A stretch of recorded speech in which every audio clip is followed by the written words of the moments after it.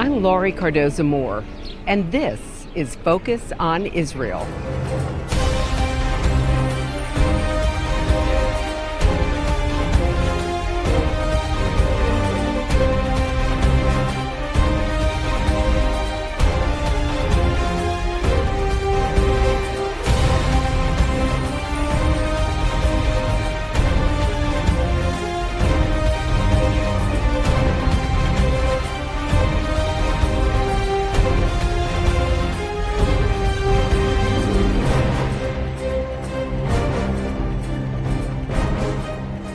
Did you know that one of the leading textbook publishers in America, Pearson, hired an editor who stated that he, and I quote, is waging a bloodless revolution in American schools?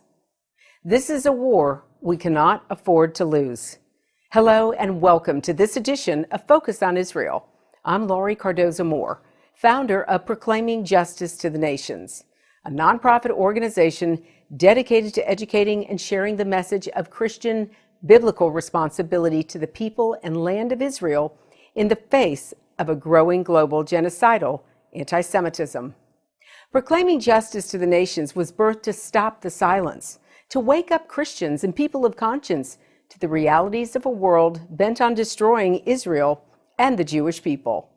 Since 2005, PJTN has a proven track record of fighting for the rights of Israel and the Jewish people, a record of standing firm in the face of overwhelming odds against a world of Jew and Israel hatred, a record of not compromising on the very plan of God. PJTN strategy involves a campaign of biblical truth. The more Christians who see our materials and our media content, the more that will stand with the Jewish people in Israel. On our program today, I'm continuing my conversation on the dangerous problem with our children's textbooks. You'll be hearing once again more important information from Dr. Sandra Alfonsi. Dr. Alfonsi is recognized as an international expert on the propaganda that is presented to America's children in the educational system. She presently serves as a senior academic fellow of Proclaiming Justice to the Nations. She has a background of more than 25 years in reviewing textbooks in the United States, originally from grades 6 through 12. She started working with National Hadassah and created a portfolio called Curriculum Watch, which was actually dealing with textbooks. Her extensive background and experience on the ground was invaluable and should motivate you to join the battle. Every time we turn around, there's more money coming in. It didn't stop. I mean, when you look at it, it seems a drop in the bucket, but the money that impacted me the most was the money from Gaddafi. From Gaddafi into Georgetown University. And now the amount of money and the chairs that have been established, the money that has been poured into Harvard.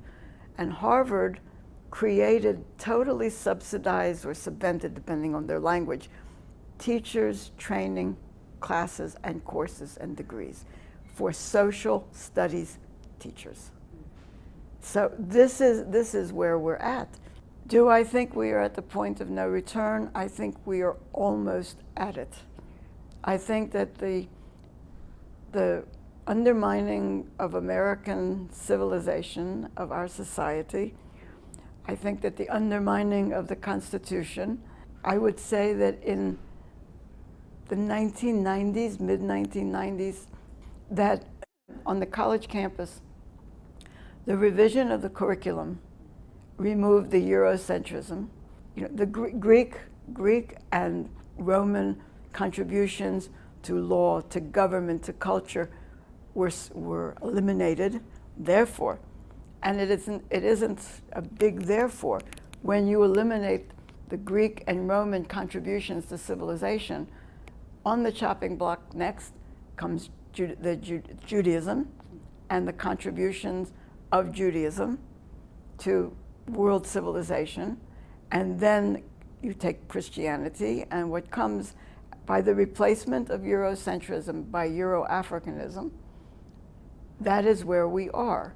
In literature, I was teaching at Fordham University, and I was teaching French literature.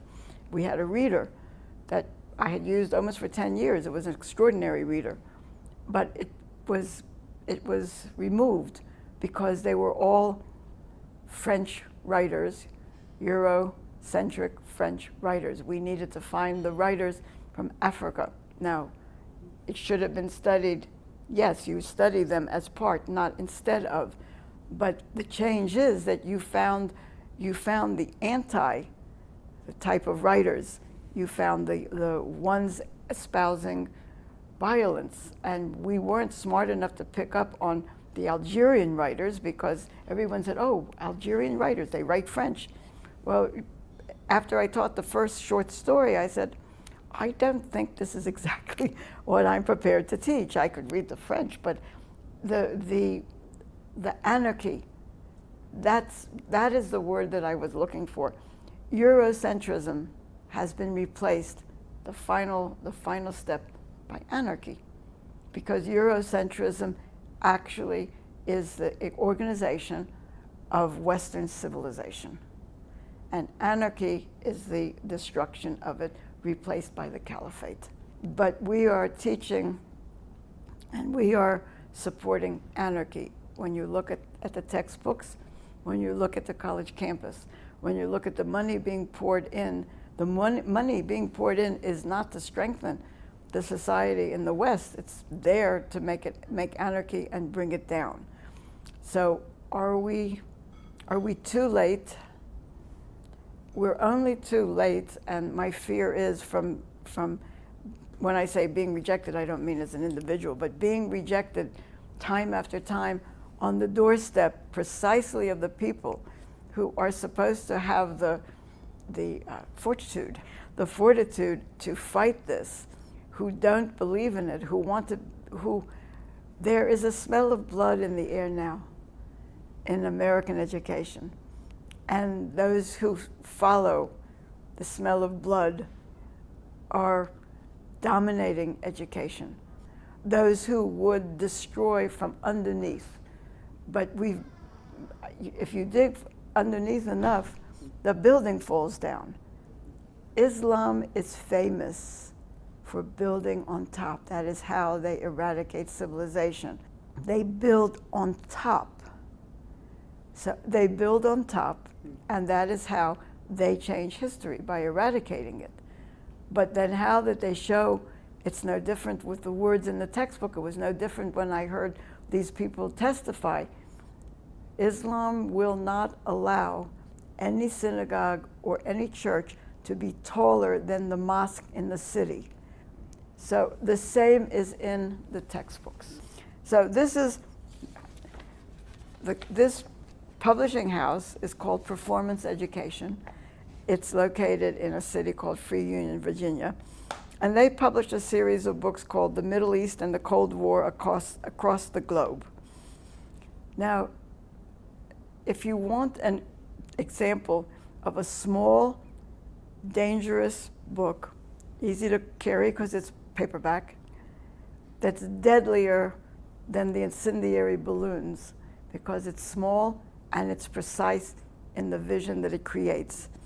So they said, and this is on page 157, this is what I call how Israel is delegitimatized in America and in the textbooks. And I named it, when I do this, I call it Islamist Holocaust revisionism for the purpose of delegitimatizing the state. To delegitimize, you remove the Jewish connection to Israel, to the homeland. And this is a sentence, and this is what makes it very dangerous. The sentence is on page 157, quote, in 1948, Israel was created by the United Nations as a home for the Jewish survivors of the Holocaust. That is total revisionism. The creation, the drive, or the motivation to recreate, first of all, it's not creating the homeland, it's recreating the homeland. It started long before the Holocaust, and this is the claim. First of all, that if it hadn't been for the Holocaust, there would be no Israel. That Israel is created by the UN for the purpose of giving the Holocaust survivors a place to go.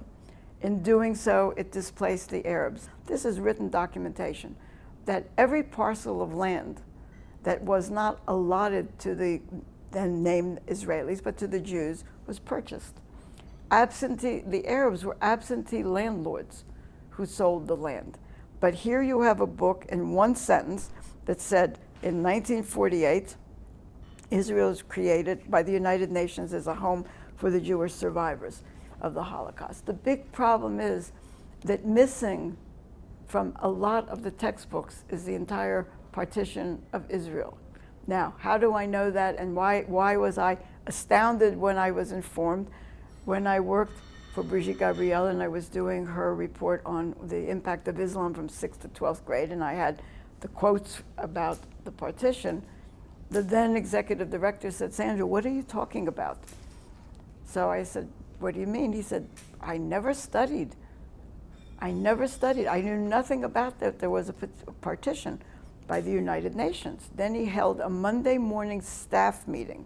So if you say that it was created by the United Nations and you don't teach the fact that it was created by the United Nations because the United Kingdom, England, gave back the British mandate over Palestine because the Ottoman Empire, when it fell, England got that portion of Palestine, France got another portion of Palestine.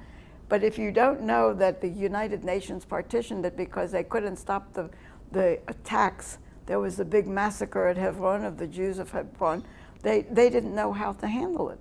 The resolution called for the establishment of a homeland, an Arab homeland and a Jewish homeland. And if you remove that from history and you replace it as these poor Arabs have been thrown out of their home because the UN decided that it was going to be merciful on the survivors of the Shoah, of the Holocaust, that is delegitimizing the state of Israel. So that's a very small quote. This is a publishing house in New York, Chelsea House. We who grew up in the American education system used textbooks put out by Chelsea House. They were reputable, they were correct, and then suddenly this book came across my desk. This book is called The Palestinian Authority. It's a series of books. Each book, it's 5 books, has a name. The series is called The Creation of the Modern Middle East. And this is their explanation. Unlike their Muslim counterparts, they, the Christians and the Jews, came to Palestine not as refugees seeking sanctuary, but as crusaders, salvationists, and redeemers. It's interesting that the Christians came before the Jews. Historically, that's very inaccurate. Religious-wise, it's inaccurate, but no one picks it up. When I review these books, I speak about the chronological revisionism. I want to take you to Israel in pictures and film. I want you to see how God's sovereign hand can be seen before our eyes right here in this land.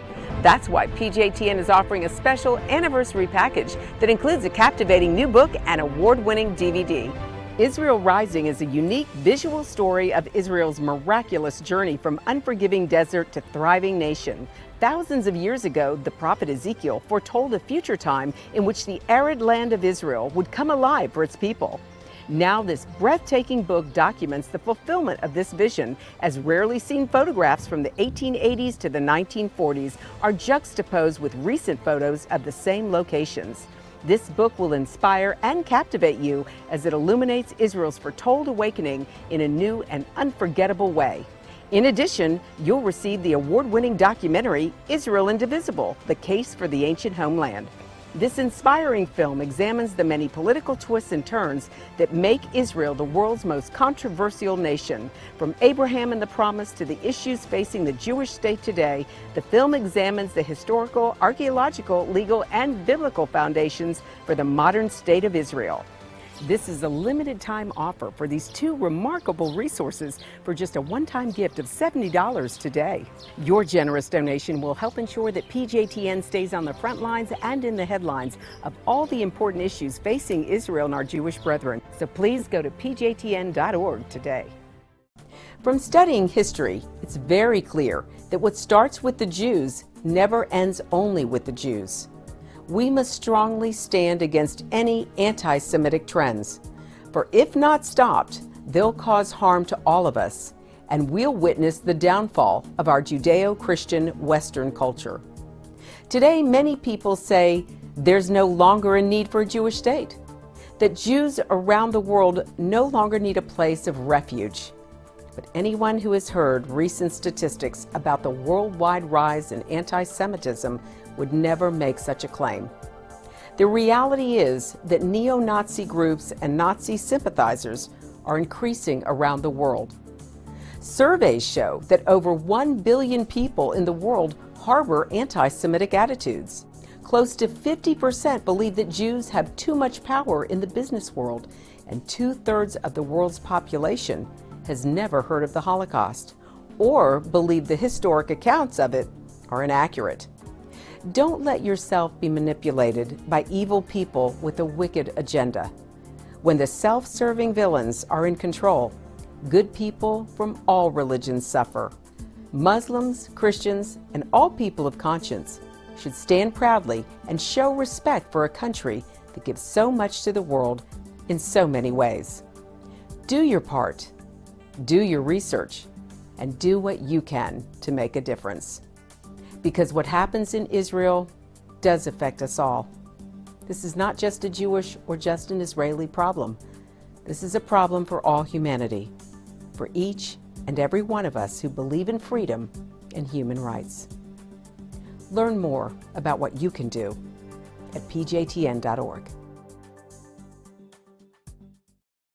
But I would like to focus on one book which fills us with, which gives us everything. But I want to use Pearson's The Cultural Landscape, an introduction to human geography. I want to use that for one reason, that you don't have to go to a history book, not world history, not US history. You can go to sociology, but the biggest genre of education that has now been taken over by the revisionist lie and is probably the most dangerous, it's the field of geography. Now it's dangerous for two reasons. Geography is not a well-taught subject in American schools. When you have the fifth column, when you have the different areas of education infiltrated by Arab propaganda, which I no longer call Arab propaganda because that was pro-Palestinian. Now we have to really call it Islamist propaganda because that propaganda is to create or recreate, how they look at it as recreating. But the caliphate was never in Western Europe, so for us it's creating for the Arab mentality in the Arab world, it's recreating the caliphate where they believed it should always be. So I think that while I do world history books and they're very bad, all of this, what frightens me most, it's the infiltration and the subversion of geography. So to me, it's not this, to me, yes, it is a Judeo-Christian problem. And to me, if it threatens the Christians, it threatens me. And if it threatens me, it threatens the Christians. And I was very blessed last year. I speak every year in Texas, and I went to a little town, well, she'll hear me. I went to a very nice city called San Angelo. And there I met the first community where parents are not allowed anything sent home. They've never seen the curriculum. They've never seen the names of the textbooks. They don't know the problems. But I said, how are you going to preserve your spirituality when you no longer exist as a religion in the textbooks? And that is a question that needs to be asked, because the arrogance of religion, there's an arrogance of religion that always will say, oh no, they can't do it to us. This textbook is, for me, the most dangerous because it has removed Judaism as a world religion. Every textbook, when you look up world religions from Elementary through high school, it's Judaism, Christianity, and Islam, and then Buddhism and Hinduism, if you're lucky. But Pearson's, and I use that word, it was brilliant, because in a book of geography, and geography always taught the culture, the civilization, the contributions, along with land masses and rivers, but Pearson removed all that. What they did is to count the numbers of adherents to any particular religion.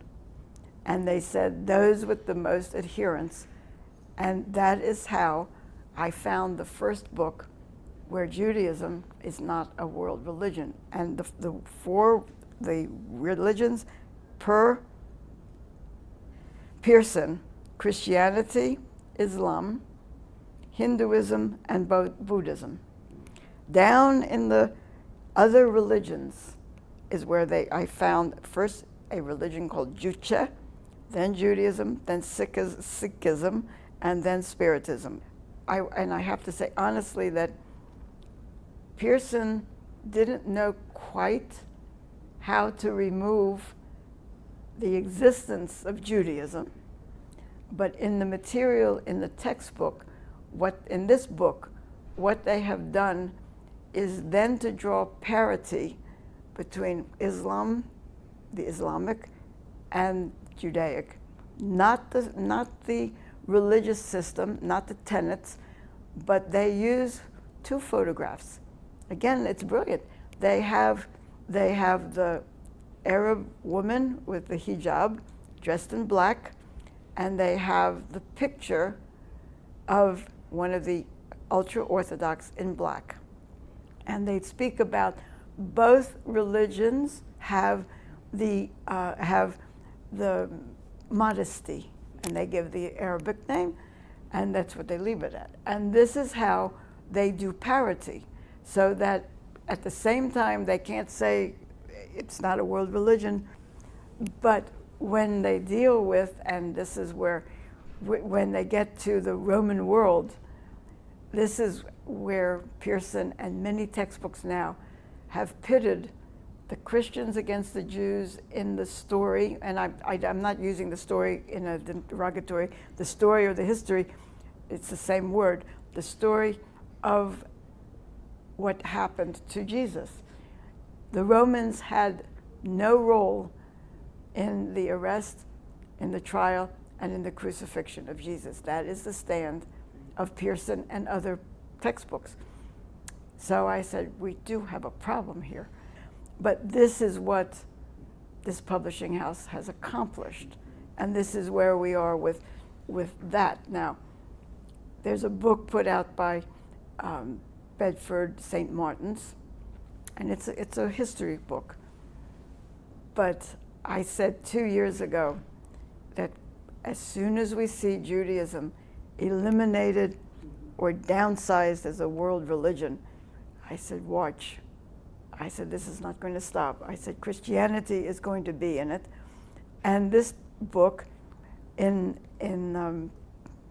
this one from Pearson, Christianity is the first religion, followed by Islam, because the number, numerically, the number of adherents of Christianity is still larger than the adherents to Islam.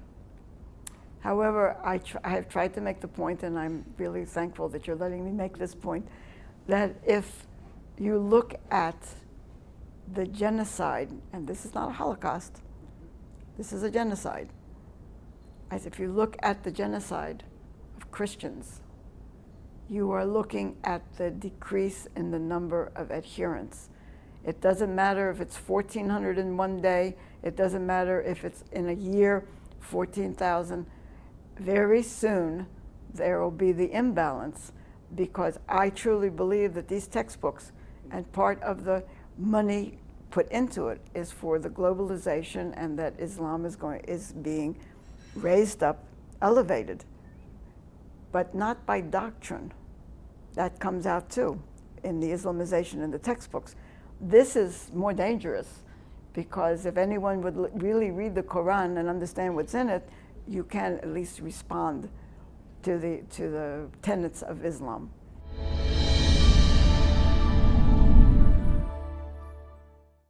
Well, that's our program for today, and I want you to know we appreciate your support. The time to take a stand is now. Be a leader in your community and in your church. One person can make a difference. Get involved with and support pro-Israel organizations such as PJTN. Call your senators, congressmen. Let your elected leaders hear from you. Visit our website to learn more. Sign up to receive action alerts and order our films to share with family and friends. Please encourage everyone you know to tune in and become informed. God bless you, and thank you for all you do on behalf of our Jewish brethren in all Israel. We'll see you next time on Focus on Israel.